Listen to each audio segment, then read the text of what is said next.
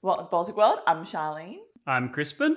This is our week in review. Baltic World is a channel where we discuss important issues facing Northern, Central, and Eastern Europe. Before we begin, where are you, Crispin? I am in the new studio. The final inspection for the works being done will be this week. Unfortunately, there's a bit of banging next door, so if it comes in, I apologise for that. I know it doesn't look like too much just in this frame here, but this is the culmination of many, many months of intensive effort. Charlene, of course, is not in the studio yet, so this is our first ever weekend review doing it remotely. Had a couple of hiccups so far, so she's sitting here. So if I've glanced down at her, it's because she's on my screen here. But yeah, how are you?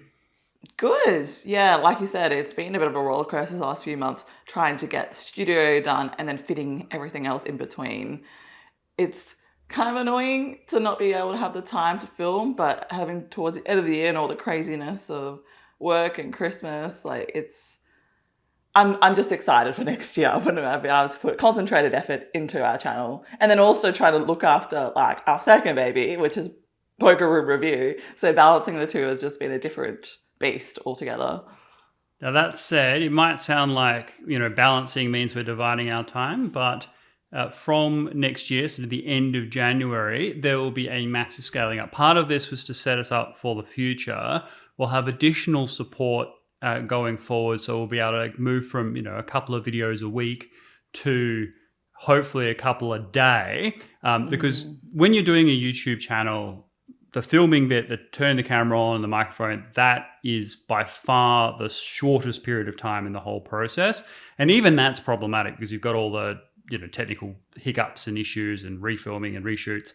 Whereas the editing process, the uploading, the thumbnails, the descriptors, the social media, all of that takes way more time, the research. And we need to get the workflow perfect for that. So part of the studio is to facilitate that. You would have noticed that during the year we've been filming at different locations constantly, partly because we've been doing this work. But from sort of early next year, we will be scaled up to full professional standards. So watch this space. Things are going to change dramatically. And in part because, Charlene will be focusing on this much more than she has the last couple of years, much more than I have the last couple of years. Yeah, for sure. Because at the moment, behind the scenes, the workflow is basically whatever time we have left. On top of all the other adulting responsibilities.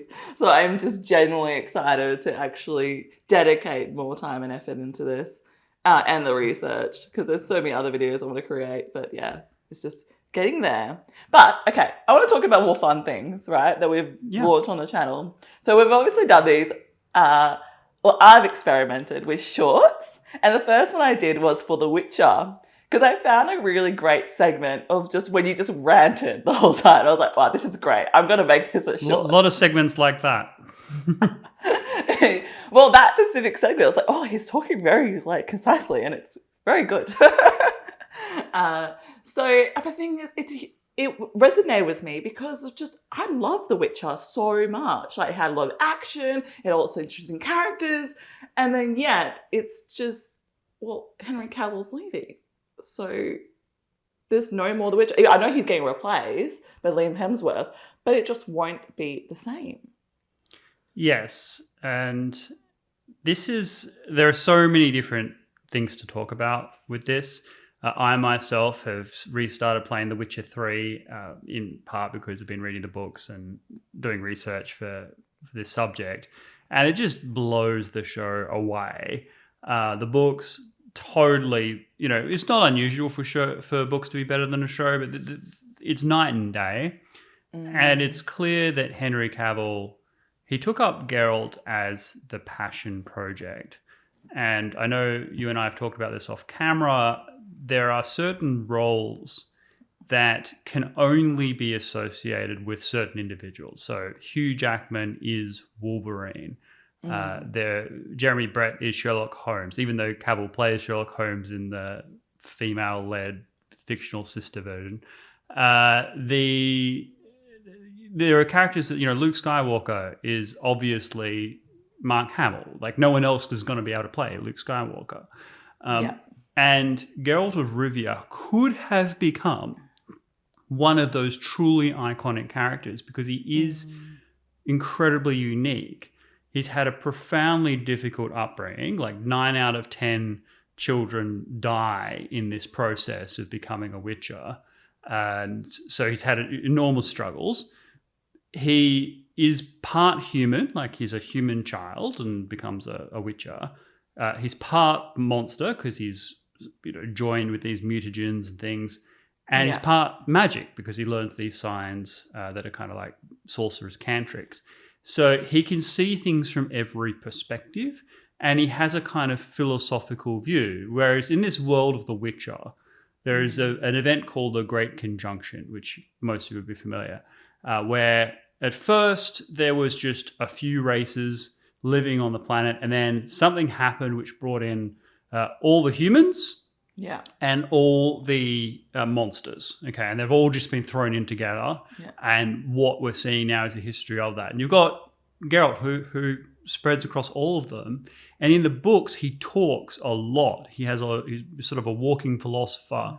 He's not just, a Witcher monster hunter, although he does that a lot. He has a lot of important things to say, a lot of interesting observations about the world. And the books themselves are very adult in terms of their narrative. It's really annoying because in the series, season 2 particularly, they just make him walk around and just make him swear and stare at things. Like there's no substance to his character. Like it's such a missed opportunity. Oh, it's catastrophe. It's a catastrophe. I mean, like I said in the video, what they wanted to do with The Witcher is to create another franchise, another MCU, another DC, another Star Wars universe, but the world of The Witcher, to compete with Game of Thrones and to compete with Rings of Power. And Rings of Power. Yeah, I mean, that's a whole other... We can talk about that later if you want. But basically, it was to have all these spin-offs and things like that and create kind of an overarching world. But they did none of the things that are required in order to make that a success. In order for people to be invested in a particular world building, there has to be, the audience needs to have a clear understanding of where everything is, the history of everyone, and to be able to kind of tell on an instinctive level when they see something, where someone's from and what they're about. So as I said in the video, in Game of Thrones, you can tell just by looking at a character whether they're Dothraki or whether they're from Bravos or something like that. Whereas in The Witcher, because of the ideology of the showrunners, they've just taken a ball of actors from all over the world and shaken the globe and put them all together. And as I saw your editing for the actual video we put out, where you just had shots of like people from all walks of life in one random medieval village. It just doesn't make any sense. And aside from the fact that it doesn't make sense, and the defense against that is always, it's a fantasy world, anything could happen. Yeah, but when you're running a television show, the audience needs to be able to make that connection straight away. You can't just have every single character introduce themselves at length, say, I'm from Nilfgaard, even though they look totally different to every other person that's from Nilfgaard. It's too hard for the audience to follow the show. So just from a viewing point of view, ignoring the ideology, it's just bad production to do it that way. And then on top of that, not having the actual message of the show reflect Slavic mythology, reflect East European philosophy.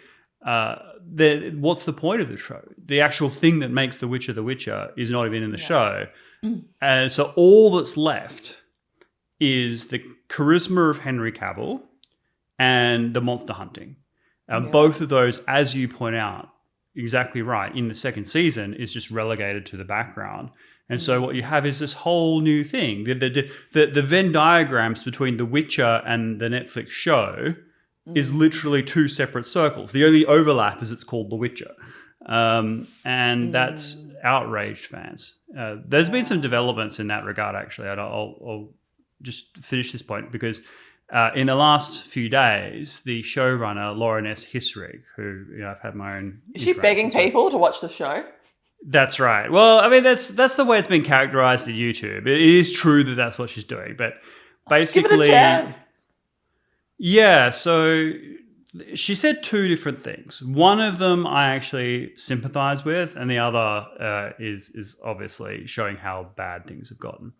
So the first interview she did, she said, please watch season 3 so we can continue to do this. Now, what that reveals is that season 4 is not greenlit.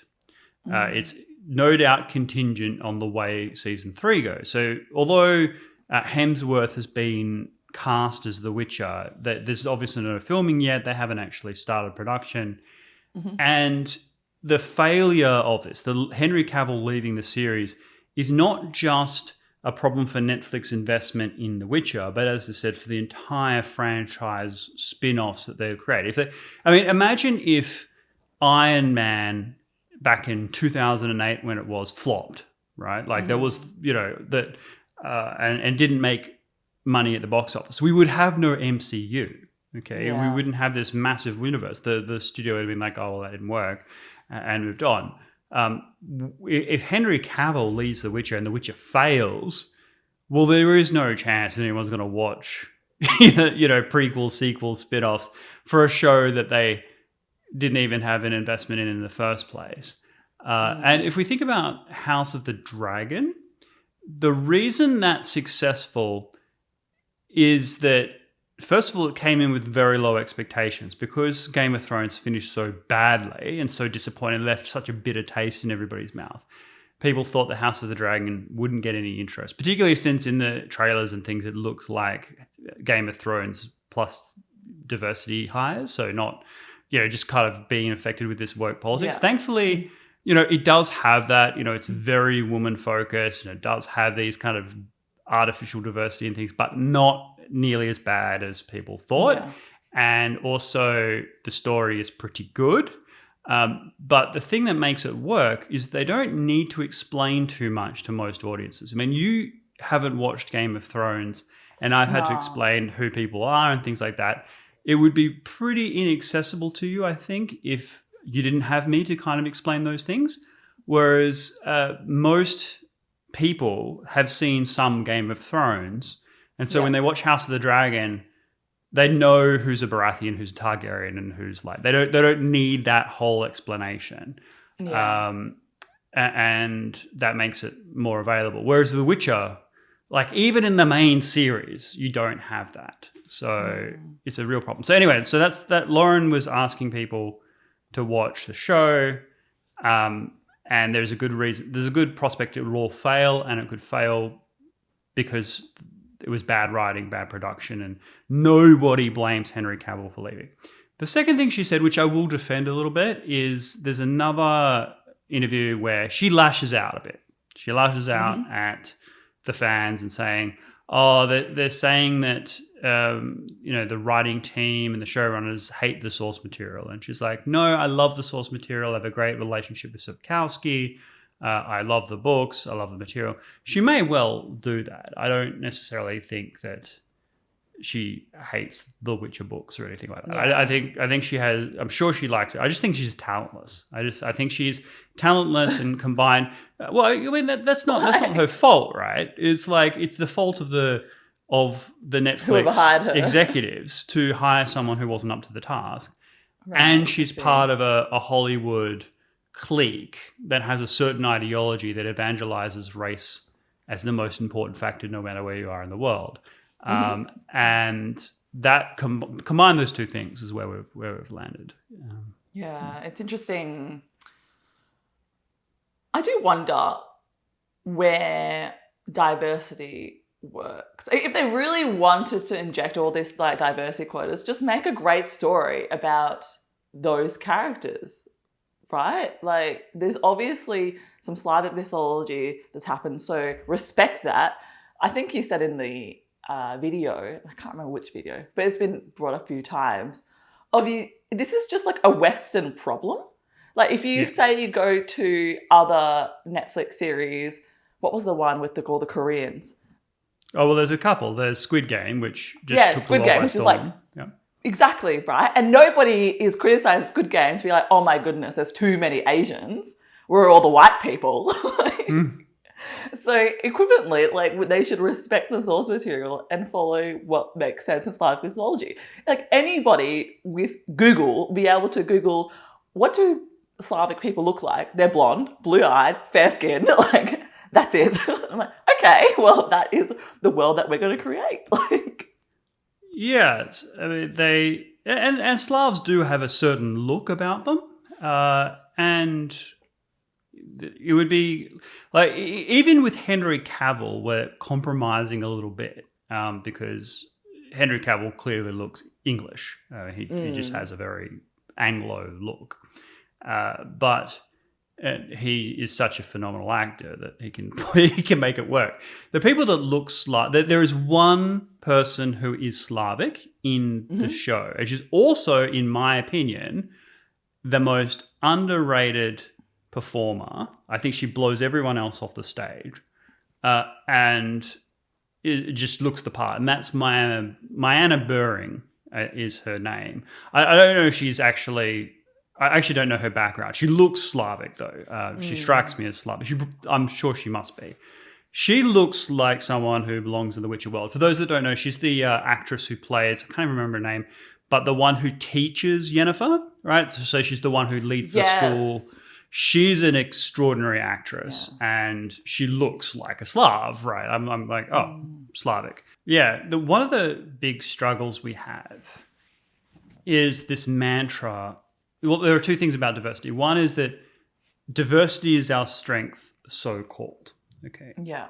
And that is not an empirical, observable, verifiable claim, right? That's a statement of belief. That is a statement of moral authority that we should be inclusive. And not only is being inclusive the right thing to do, but it makes us better in some way. And if that's the case, then we should be able to measure exactly how much diversity is optimal. Optimal for what specifically? How do we measure that performance and improvement?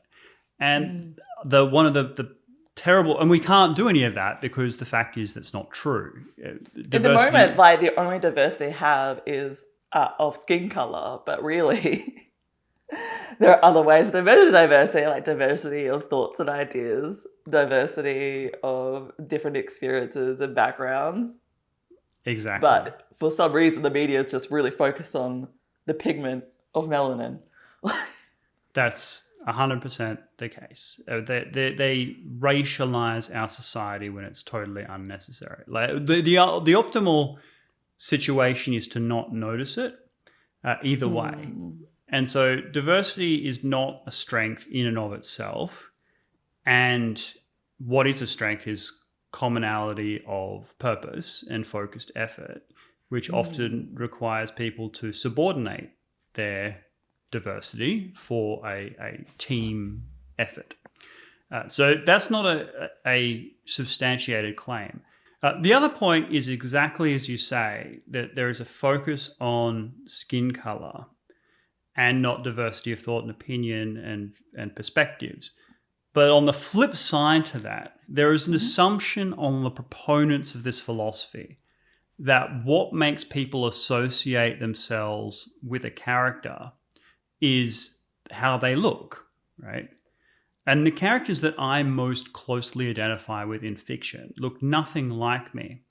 You put something very interesting on the Witcher video in the editing process, which I didn't see before, which was Lauren's tweet about different perspectives and how different experiences. And when she assembles a writing team, you know, you've got the white male, but you've got all these other perspectives.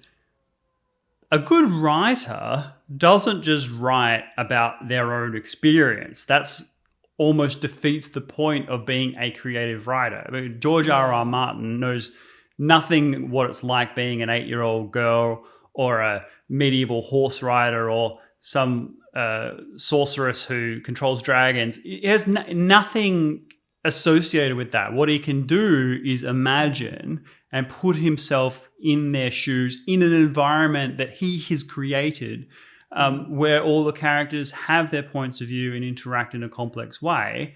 That's what good writing is. It's not, okay, not only do you have to be represented on the screen in order to associate yourself with the character according to these writers, but you need the writing team themselves to write about their own perspective for their characters combined into a show, which there's just no way that's going to work, just from a practical point of view, let alone it being a philosophical standard. I mean, if I'm employing a writer, I want to look at the quality of their writing. It's not irrespective of what they look like or where they've come from. Yeah. The thing is, Lauren S. History actually did say that she does review writing.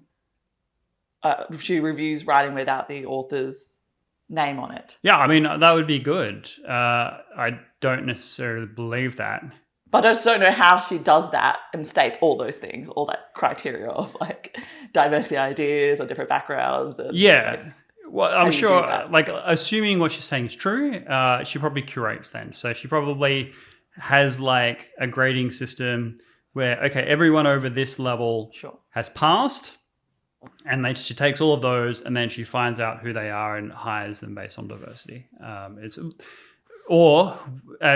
Hopefully that's the case. Potentially she does in the reverse order, and chooses the different races and genders and things that she wants to employ, and then takes all the names off and reads them based on those categories. That would be even worse.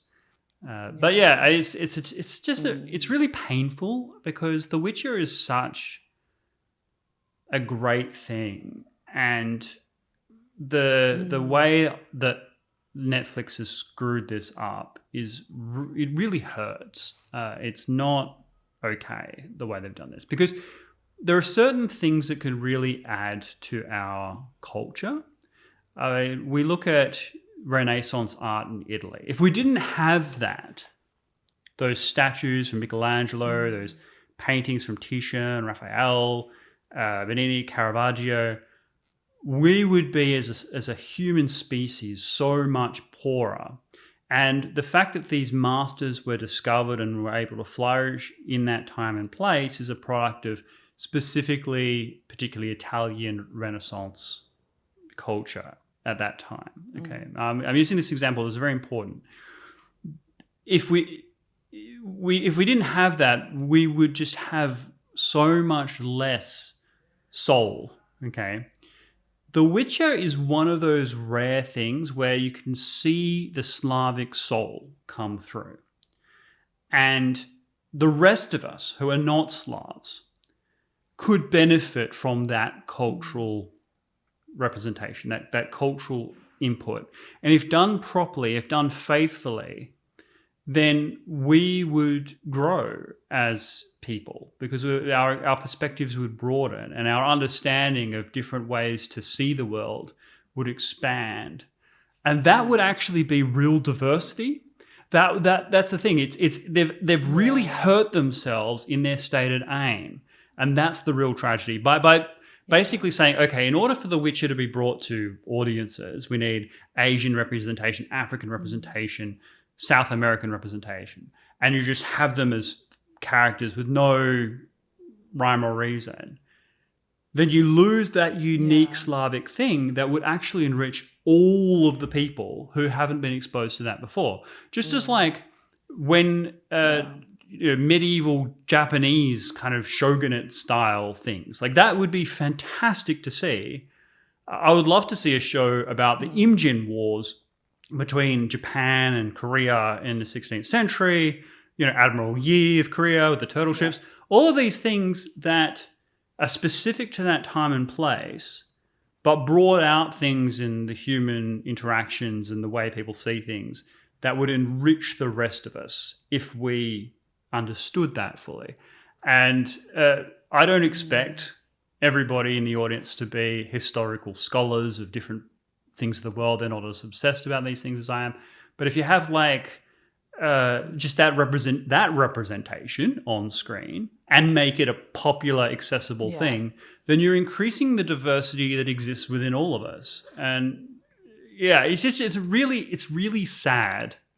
It's ironic. It's ironic that and again, like, I don't want to come down on Lauren Hissrich the way that a lot of other people have. I feel bad for her in a way because she's not a bad person. Like, as I said, I've interacted with her directly, and she just is the product of, she has a perspective that is the product of her very cloistered bubble, and she's not she's just not that talented. So because of that, and that's not her fault. Like, most people are not talented, and so the fact that she's got so much hate and so much blame, I think, is overstating the fact, because although, yes, it's her decisions and you can say that's her responsibility, the way Netflix set this up it's broader than just her. The people that decided to go down this road and greenlight this thing and hire her in the first place, they're the ones really responsible. They're the ones that need the blame for this failure. Yeah, I totally agree. It's all the senior executives of whoever is in charge of the show and in charge of all these media industries, because you can see it elsewhere. Like Disney is just burning money at the moment. There's so many other examples nowadays. Like, it's not a unique case at all. It just makes me wonder, like, where I think you've kind of pointed out that the way for diversity to work is to respect that there are differences, and people will basically learn other cultures, and huzzah, diversity. Yeah, I mean, even the so-called red-pilled people, myself among them, are in a bubble. Twitter is made up of a certain class of people. Everyone on Twitter has excess spare time, number one. They have, obviously, access to technology and internet and all the rest of it. They are able to follow the social zeitgeist that's going on in first world countries. So if you're focused on, the different media gossip that's happening in Washington, D.C., or the different political scandals or sports scandals or whatever's happening in Europe, then you'll be on Twitter. And so if that's your interaction and that's how you see the world to be, but the vast majority of people out there, particularly outside the Hollywood bubble, are working normal jobs. They're focused on their day-to-day concerns. Their issues that they're thinking about are much more focused on real problems, like putting food on the table and having a house over your head and trying to make it, have a thing for your children, that, like, just everyday stuff. And the disconnection between someone who has the time to get into these Twitter debates and things versus someone who's worried about working a third shift so they can cover their rent, it's just so vast that the people who think that diversity and inclusion and representation and stuff, all that in their film is so cloistered that they don't have enough perspective to see the way things are for the rest of the world, and therefore it's very hard for them to write about it. And it's certainly very hard for them to adapt things that come from that world. I mean, if you're in the Slavic world, Eastern Europe, the Baltic, your life experience is much more difficult than people in Hollywood. I mean, if you grew up under Soviet occupation, the Slavs, the word Slav comes from the word slave. It shows just how hard things were. You had the Mongols, just going back 1,000 years. And so to have that perspective adapted. Well, you always had that intrinsic feeling of feeling you're going to be invaded one day because of where you were situated. And then it's consistently in that kind of culture to think about, the importance of international politics. Like, people who live on the Western states of America don't really have that problem. It's never in their That's mind. Right. But here's the thing. Even in those places in the West, San Francisco has one of the highest homeless populations on Earth. It's just that the mental separation between the problems that most people face and the small, narrow elite in Silicon Valley, the small, narrow elite in Hollywood, It's just immense, night and day. It's just that those homeless people don't have Twitter. Wow. Yeah, whereas the Slavs would understand that. As I said in the video, unlike Lord of the Rings, unlike Game of Thrones even, The Witcher doesn't have a massive broad audience outside of Eastern Europe. Like in Eastern Europe, everyone would know The Witcher. All walks of life would be fans. They have a lot of popularity. But in the West, The Witcher is consumed mostly by people who play the game, right? Some people have picked up the book since then, but most people are associating The Witcher with the Witcher game. And of course, in the game, you're doing a lot of fighting and more stuff, slaying and going through different missions and so forth. Although the story is very well written. That appeals, obviously, to a certain demographic. The Witcher fan base is primarily younger men.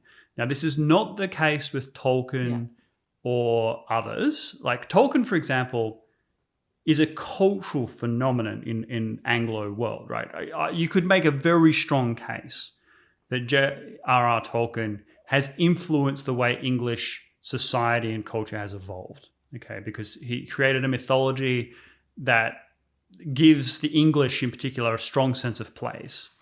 And the elves and the orcs and Sauron and all of that is captured in the everyday imagination of ordinary people from the Anglo world.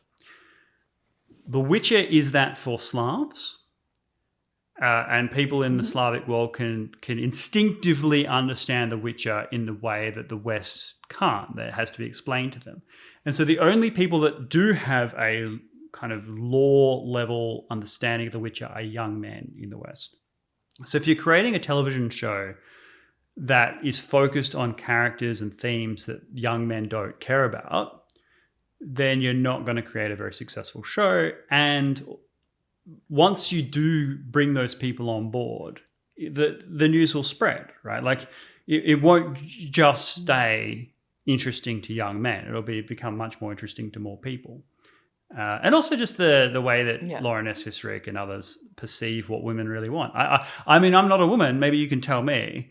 But like, and actually, if you can talk about some of the women characters, I'd appreciate it. Like, for example, Yennefer, in the first season, she's very much focused on the cost that magic has given her. So she is a hunchback, and she's made into a sorceress. So she's got this sort of artificial attractiveness. And I actually think, having read the books, I wasn't sold on the character when I first saw her on the screen, but now reading the book, she's much more like book Yennefer than she is like show Yennefer. Yeah. And I think they did that reasonably well. But then in the second season, she loses her magic, and her obsession isn't with having a baby, which is what she wanted to have in the first season because magic took that away from her, but to get her magic back. It's like she's suddenly, her priorities have shifted, and it's made her, in my mind, less likable, because at first she's like, I would give up magic if I could have a baby. That's kind of like the feeling that we get from her. But in the second season, she's like, nah, screw that. I want magic. I want magic. I want to be powerful. Yeah, I agree. It didn't really make sense just because it's a character. And I think intrinsically a lot of women want to be mothers one day. So season 1 Yennefer was way more realistic than season 2 Yennefer. There seems to be some sort of... Because you hit a point where you think to yourself, there's no...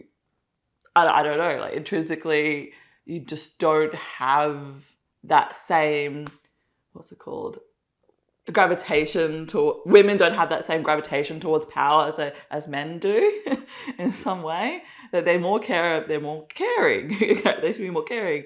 It would make more sense because of our upbringing to kind of crave for a sense of stability and family, and that's not really demonstrated in some way. Like there would be, because you're so neglected, there would be some sort of fallout from that, but that really wasn't shown in the series at all. What the repercussions in terms of, I mean, you guess it can be like a lone wolf character kind of thing, but from a female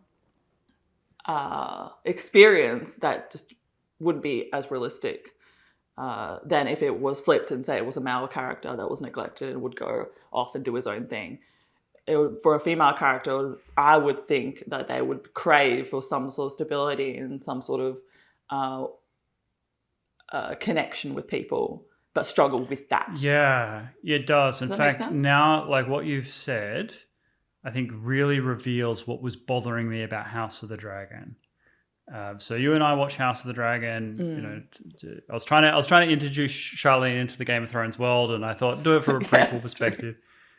But there's something that bothered me about the show, and I couldn't quite put my finger on it. So at first, like for those, and this is a bit spoilery. There's a lot, but only a little bit. There's a lot of births in House of the Dragon. Oh my god, so many. But every time I saw it, it was like modern medicine. I appreciate that's modern true. medicine. But yeah, keep going. That was interesting. And the thing is, one thing I liked about House of the Dragon is that, broadly speaking, except for the women on the dragons, because they have a dragon, they weren't great warriors, right? They were just women, right? And they're in a medieval woman's world. But what they did, and they wanted to show authentically the struggles of women. And childbirth is, of course, one of the great dangers for women in history. But one thing I didn't like was that they really made motherhood seem like a burden. And seemed like that was a negative thing for women, that they were kind of thrown into this situation where they were, you know, birthing machines. And while at the royal level, there would be an element of that, and of course it's a show that's focused on the royal thing, I think they took that too far, that in fact, you know, a lot of women just want children and they would be happy with that situation. And with the exception to a degree of one or two, like they didn't show good relationships between the mothers and the children, really. The exception, of course, is sort of the main character and her kids, but her kids are bastards. So there's sort of like there's an underlying theme of negativity and risk to these kids, right? Yeah.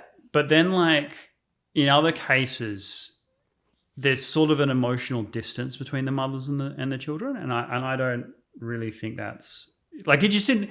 If it was too negative from my perspective. Now, I understand they wanted to show the struggles of women in this world, and they did one thing successfully, which was they didn't make them warrior girl bosses like Galadriel from Rings of Power, who's just like this mighty warrior, even though she's not written that way at all.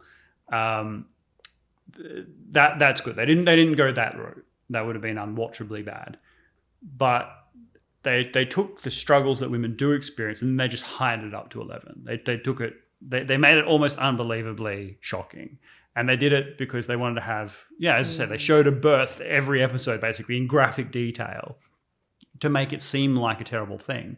Whereas most people think of birth as being it's a painful, struggly, messy thing, but also something that people are very happy to do, like it's like often the most significant moment of their lives, and so it was taken a bit far. And what you said before about the way in which most women are portrayed by this kind of background where these things are seen through a negative lens, I think is really revealing. That the way they were like, okay, Yennefer shouldn't really want to have a baby. She should really want to be powerful and ambitious and conquer the world.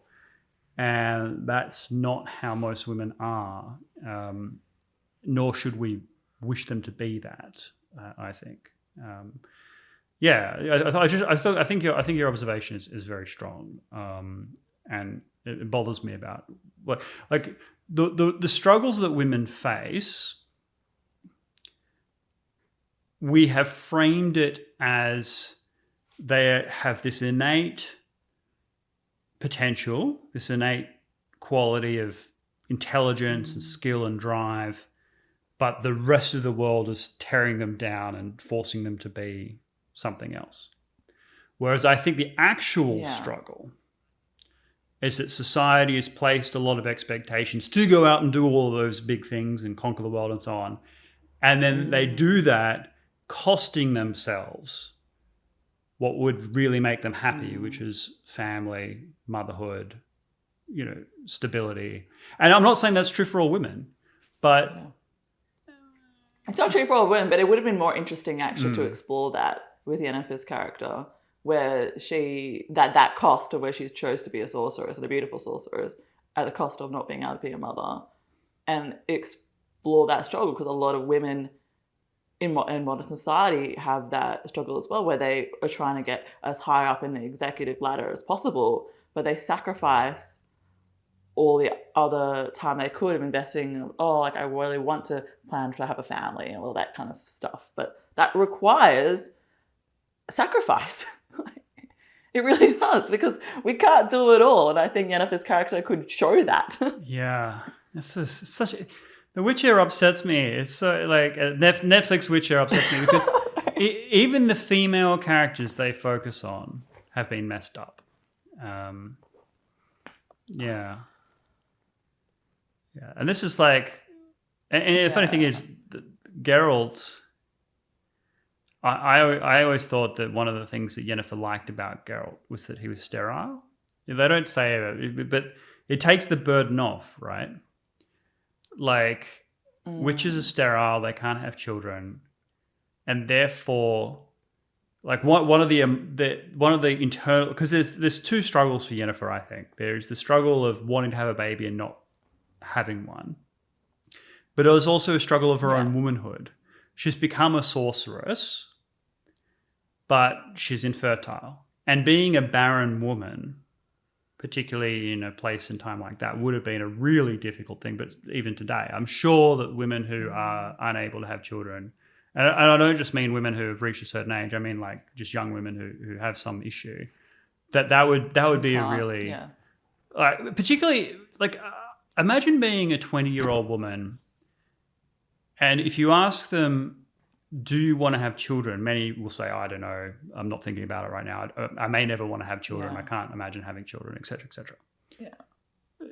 And then, but imagine being told at 20 you can't have children, and that would just be that. I think that brings home the visceral emotional reaction that women often have when they hit 30, 32, that sort of age, when the time is running out. It brings it home to them at an age where they look around and nobody wants to have children because in their circles, right?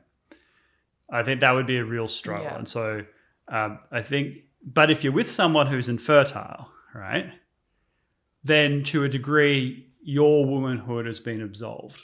Okay. You're kind of like, all right, well, it's not my fault. I'm not barren. The guy, he can't have kids. It's fine. Now that doesn't it's all the guy's fault. Yeah, but if you think that part of being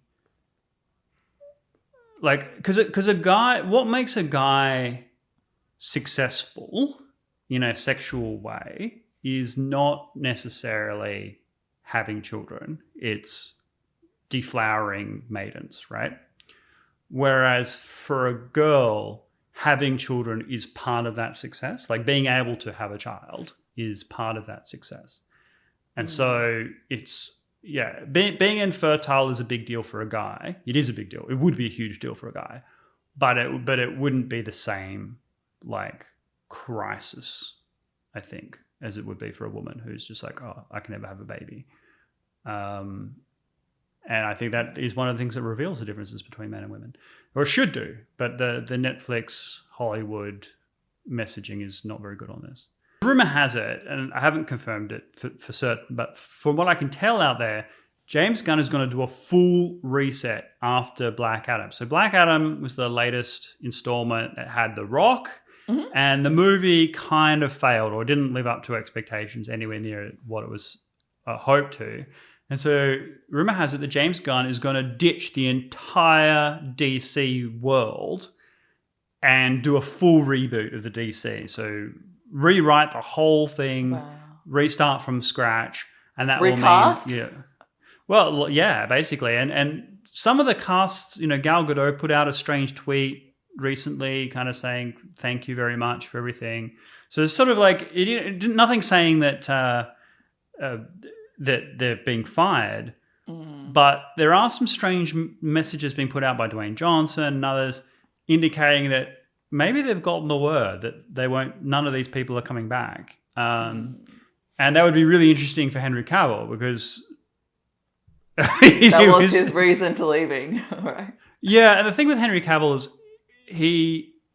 Superman is definitely a young man. Like he's definitely in his 30s. You look at Superman and everything, he looks like a 30-something-year-old man.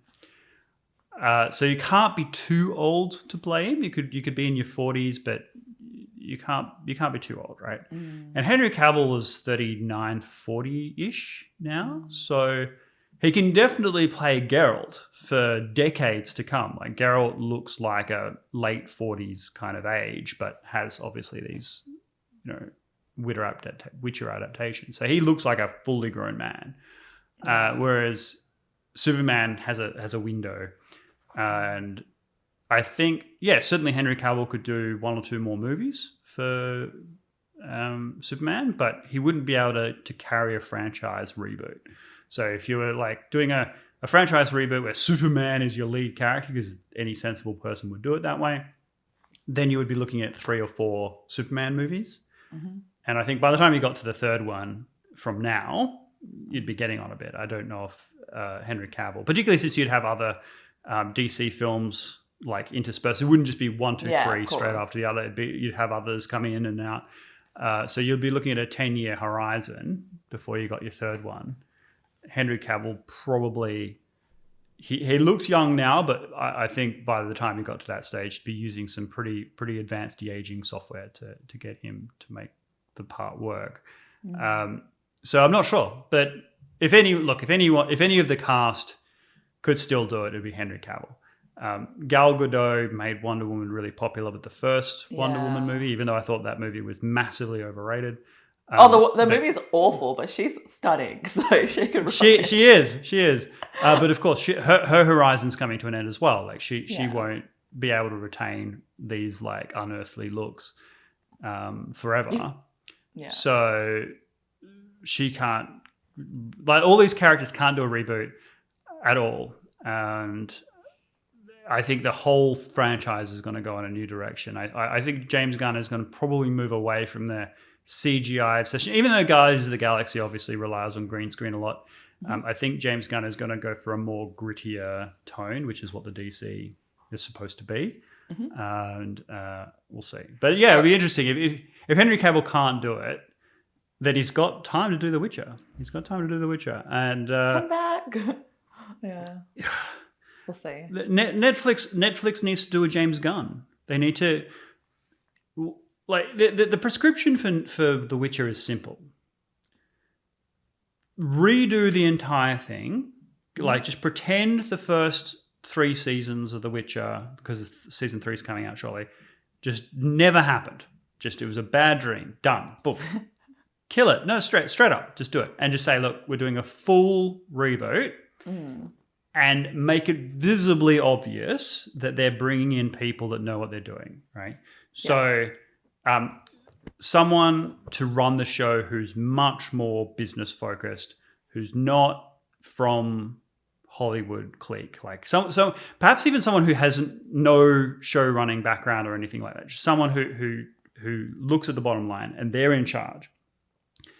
Then you bring in writers who are from The Witcher 3, like they're all Polish writers. They're people that live and breathe that stuff, and so. Why did they do that in the first place? Like, that would have been the first place to recruit them. Are the Polish writers that did the successful Witcher video game? I mean, look, if you're in Netflix boardroom, you should ask this question, right? Like, it's because the woke. I mean, this is my speculation, but I just think woke identity politics infected So they're like, okay, why don't we take this IP that's really popular and really well recognized and adapt it to our worldview rather than adapt. I mean, Peter Jackson, this is an example that's brought up often. Peter Jackson, who adapted Lord of the Rings for the big screen, he made some changes. The books weren't completely faithfully adapted. There's a lot more politics and stuff in the books. But he brought the essence of Lord of the Rings and faithfully adapted the characters so that everybody who saw, Frodo or saw Gandalf, or so, they saw these characters and were like, that's those characters, Galadriel, right? And the underlying themes of friendship and sacrifice and adversity and all these things were powerfully retold in the Lord of the Rings trilogy as adapted by Peter Jackson. And so people were very fans of Lord of the Rings books. Yeah, they complain about Tom Bombadil not being in there and stuff. They have a few grumbles here and there, but anyone had to acknowledge that, man, it was good, right? Boromir, Aragorn, these are just great characters. Whereas Peter Jackson himself says that, look, we couldn't make this today because there'd be so many box ticking. It's not a super diverse cast, right? It's made for an English mythology. And that makes it extremely difficult. And I remember after he did that, Microsoft, which owned and created the Halo video game series, Halo was at that stage like the thing and had its own world and mythology and lore. They tried to hire Peter Jackson to make the Halo movies, which never came out. And Microsoft were willing to put up a budget that had never been seen before. And I don't remember what happened exactly. It never got legs. But the message that Microsoft gave was, we want Peter Jackson to do for Halo what he did for Lord of the Rings. And in other words, adapt it for the big screen. Not adapt it for modern audiences, adapt it for fans. And that's, there's no love for anything where you adapt something and update it because we think that it doesn't fit our modern worldview. And then there are some that try to straddle that line, and I think they do it poorly. So Villeneuve's Dune, the movie. I haven't seen that one. They made it. Yeah, it's a beautiful film, and visually, it's stunning. And they adapt, and the I guess the mood of that film is very strong. You get a sense of this universe in slight decay and so on. But they had changed the motivations of some key characters, Lady Jessica in particular, and the Bene Gesserit, to make the women girl bosses and things. And I'm just so what they try and do is they try and do the story up to a point, and then they change things to tick these boxes. Yeah. And what Top Gun Maverick, the movie, which has just blown every other film away in terms of box office success, right? Just totally, in an environment where theaters have been struggling to make any money in the post-COVID world, where streaming services can provide at-home cinematic experiences. In that world, Top Gun Maverick made $1.4 billion US, some insane amount. It became the second biggest grossing film of all time after Avengers Endgame. So that shows you, if you make a film that doesn't have any of this in it, and one thing you can say for Top Gun Maverick is it has no identity politics, right? No. It's just a bunch of guys flying planes. Yeah, I mean, there's a girl as well, but she doesn't. She's not. She's not. Yeah, she's not riding on the fact she's a diversity hire, right? She's she's not. She seems to be pulling her weight in the team. She seems to have the respect because she can fly a plane. She's with the other, and this is the thing. It's not the diversity; it's the fact that she conforms to these standards. that makes her accepted, including to ordinary audiences. And that movie just blew everybody away. So the recipe for Netflix is simple. Get rid of everything that's been done so far. Beg and plead Henry Cavill come back. Promise this time, I know you're a battered wife, Henry, but it'll be different this time. And get him to come back. Yeah. Because he's young enough to play Geralt for the next 7 seasons. That's fine.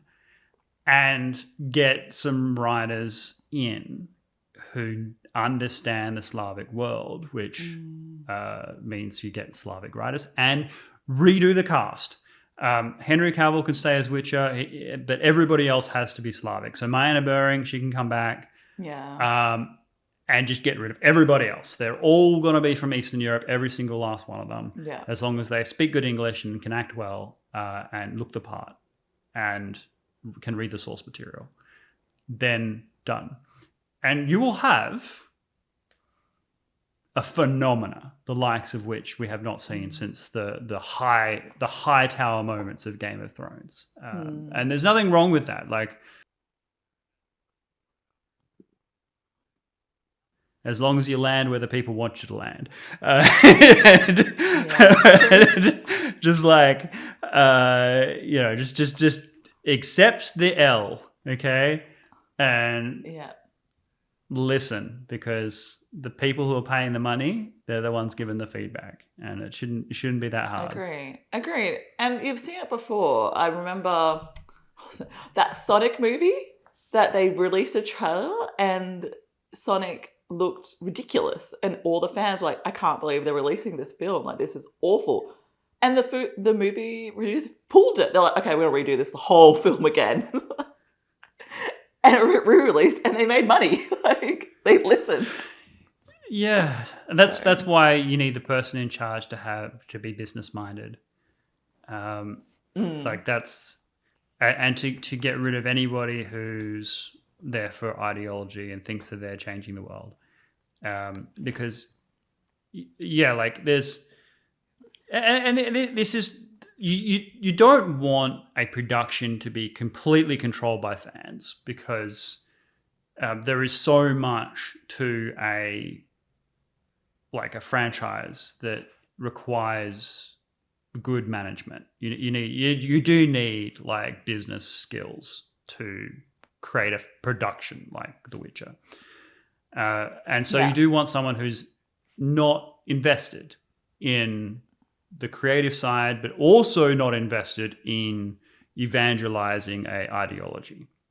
But someone who's just like, okay, how do we make the most money? Because they will follow the logical progression, which is what do the people who have money and willing to pay money actually want, right?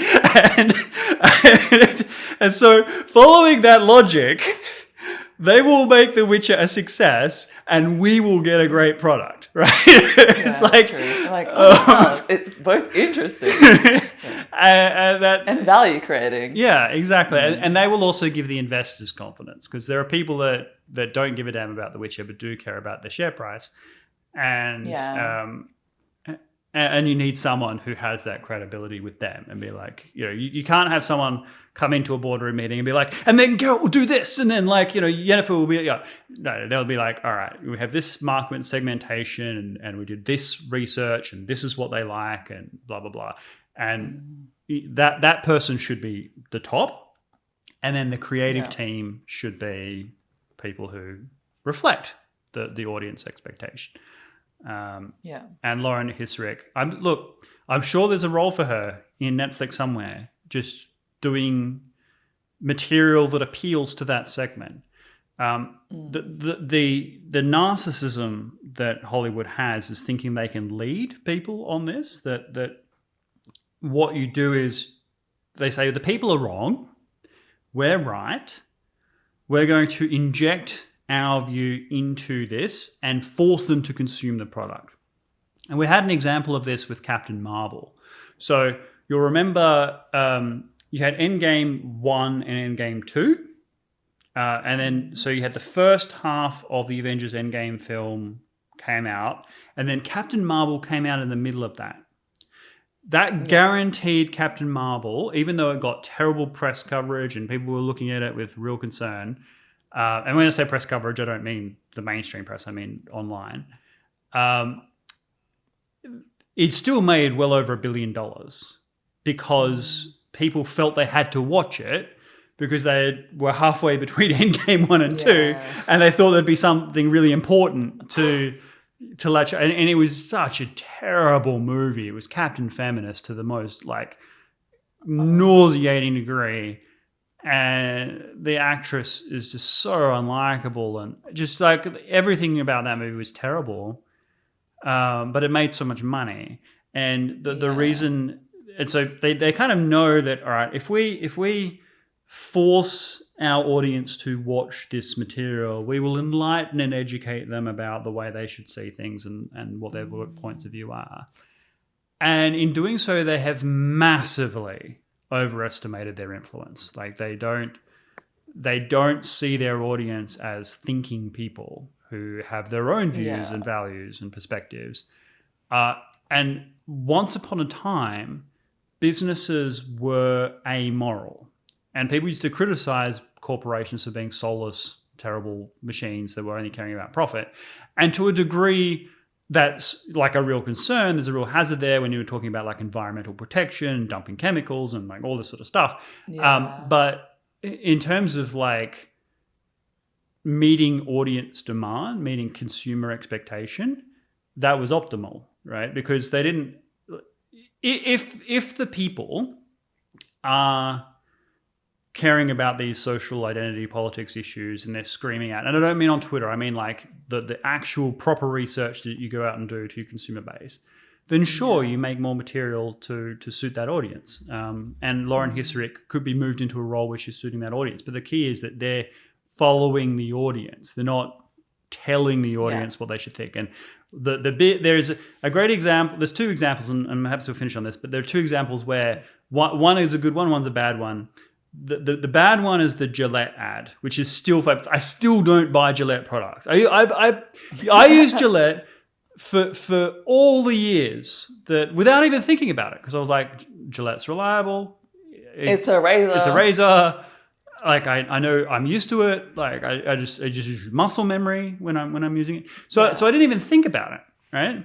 And then Gillette insulted me so hard just by being a man that I'm like, no, that's not what I expect from my razor company. I want you to tell me how your razors are superior to your competitors. That's what I want from my razor company. No. And so I still don't use, like, I go out of my way not to buy Gillette products. And that, I'm comfortable with that decision. Yeah. I'm the same now with Ultra, like with that, I'm not going to mention it here, but with that controversial podcast with people who are clearly not biological women. And they were explaining what the experience was by being a woman. I was like, I don't expect this from a makeup company. I expect you to show me how to do makeup, how to celebrate looking good, and that's it. Yeah. So I refuse to shop there now. Like, I don't need it. Yeah, and good for you. Because that's the only thing that actually gets the companies to eventually listen is when they run out of money. When they're making so much money that they think that they're invincible, they will continue to do that. And that's where Disney is now starting to wake up, because they had that controversy in Florida. They got rid of the CPU, the CEO. They got rid of the CEO. They had some sort of movie. That Strange World movie, which I'd never heard about. I only saw bad reviews about it. I didn't even know that existed. That's going to cost them like $100 million, that film. Good, because if it's a bad written movie, then it should fail. Yeah, exactly. And they've got problems with the theme parks. The share price is tanking. Like, they've got a real issue. And the issue is politics. They've got employees who think that their ideology is the most important thing about the company, not the bottom line. And they've got executive teams that just roll over on these things, or they evangelize them themselves. And so, but Disney is finally getting to the point where they look at Top Gun Maverick and they're like, that seemed to make lots of money, and what we're doing isn't making any money. So eventually the market will win. right? That's the good news story. And so I think the woke stuff has peaked. And there's also a story in The Vampire the Masquerade, which I'll come to another time, which seems to be going that way as well. But then there's a good example, which is McDonald's in Australia. Not so much elsewhere around the world, but in Australia, people became much more health conscious. They stopped. Yeah. Like when I was a kid, you would go to your Saturday morning sports thing, soccer and whatever, football, whatever you call it. And then you would go and eat McDonald's, right? That was like the Saturday morning ritual. And now those things have become disassociated, like health and fitness and fast food. Most Australians are more reluctant to eat fast food than they ever were. And McDonald's didn't.